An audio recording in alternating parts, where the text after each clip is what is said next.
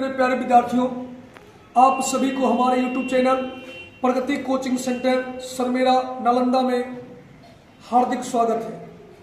आज हम आपको गणित में एक बहुत ही शानदार कंसेप्ट बताने वाले हैं, जिसके माध्यम से हम यह जानेंगे कि किसी भी बहुभुज में अंतःकोणों का योग हम कैसे ज्ञात करते हैं।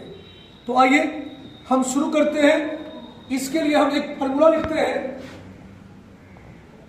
एन भुजा वाले बहुभुज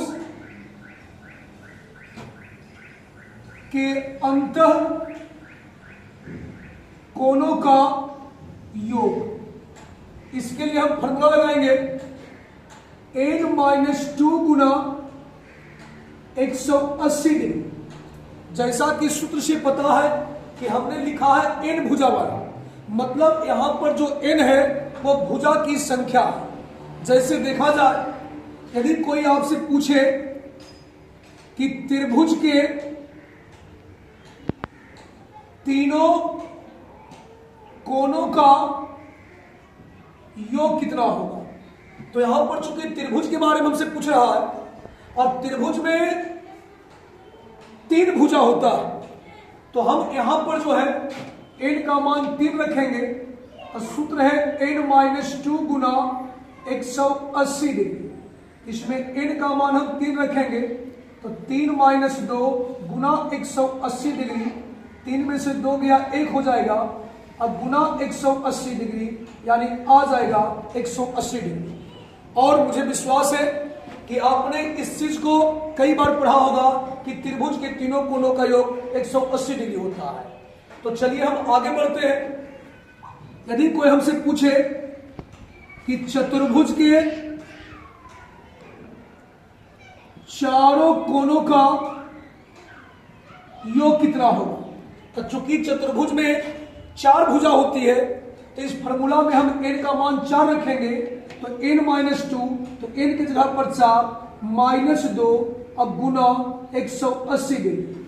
4 में से 2 गया 2 हो जाएगा, गुना 180। 180 को 2 से गुना करेंगे 360 डिग्री। और ये चूंकि जनरल है, हर बच्चे हमेशा यूज करते हैं। त्रिभुज के तीनों कोणों का योग 180 डिग्री, चतुर्भुज के चारों कोणों का योग 360 डिग्री। इसको याद भी कर लेते हैं, लेकिन इस सूत्र को जान जाने से हमें यह फायदा होगा कि त्रिभुज रहे, चतुर्भुज रहे, पंचभुज, अष्टभुज, दशभुज, यानी कईयों भुजा वाला कोई बहुभुज रहेगा तो उसके हम अंतःकोणों का योग निकाल सकते हैं। आइए हम एक एग्जाम्पल और लेते हैं। यदि हमसे पूछा जाए सप्तभुज के सभी अंतःकोणों का योग, तो चूंकि नाम से ही पता चल रहा है सप्तभुज यानी इसमें भुजा की संख्या 7 है, तो फॉर्मूला में हम n का मान 7 रखेंगे तो सूत्र होता है n-2, ये हो जाएगा 7 - 2 गुना होता है 180 डिग्री। आइए 7 में से 2 घटा देंगे तो 5 और गुना 180 डिग्री। गुना करेंगे 180 को 5 से यानी आ जाएगा 900 डिग्री। तो सप्तभुज के सभी अंतःकोणों का योग आ गया 900 डिग्री। इसी प्रकार से हम आशा करते हैं कि वह आपसे कितनों भुजा की संख्या वाला बहुभुज के अंतःकोणों का योग पूछा जाएगा तो आप इस फॉर्मूला से आराम से बना सकते हैं। इसी के साथ फिर हम मिलते हैं अगले वीडियो में एक नए कंसेप्ट के साथ। जब तक के लिए सभी को धन्यवाद।